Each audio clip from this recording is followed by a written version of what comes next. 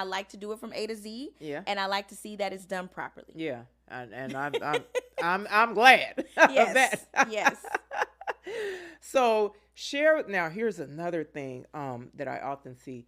Share with us how important it is to have a business plan before you start a business. Like I've seen so many people, and it happened in 2020. I'll never forget. So many people were just like starting stuff. We're like and I'm looking like, no, don't like even like where, they would share the name and you don't even have it trademarked, and I'm like, but because like I said, because I had already worked with you, right, 2018, so I kind of like knew some of this stuff already from you, and I'm like, no, don't. Like I was on Facebook and I messaged them like, hey, and I remember sending people like your website, like are you serious about this? Okay, you need to like, just don't take another step. But again, like so many people don't have a business plan in place and don't realize how important that is. So share the importance of that. For sure. So let me first say that I did not have a business plan when I started my business. Yeah. I had a gift. And many people start with a gift. They start with a talent. They start with a passion. Yeah.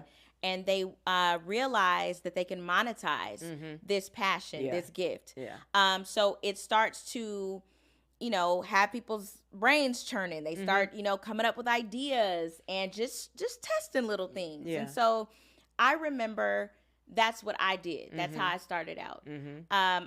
I have a few friends who I'm going to see this weekend. They would just send me little things to do. I was working at UCLA.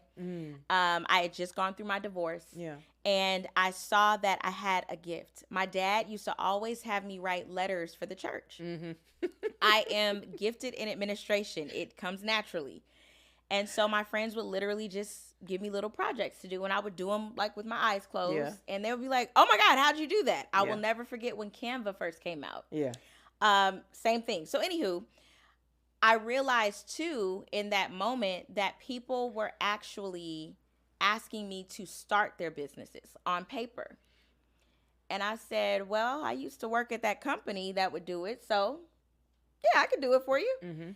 And there was something that happened in that.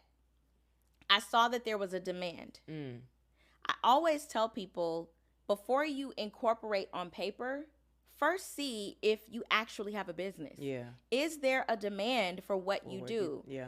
If you go and you want to sell buttons, where's your audience that needs buttons, right?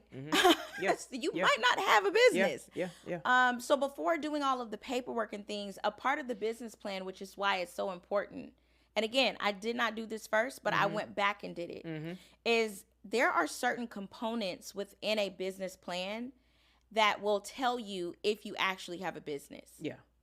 One of those is, what do you do? Have you researched the market? Who are your competitors, right? What are they doing? What's working for them? What's not working for them? Yeah. Do a SWOT analysis. Start looking at the barriers of entrance into that particular industry. So if you walk into you're a baker, and location is key as well.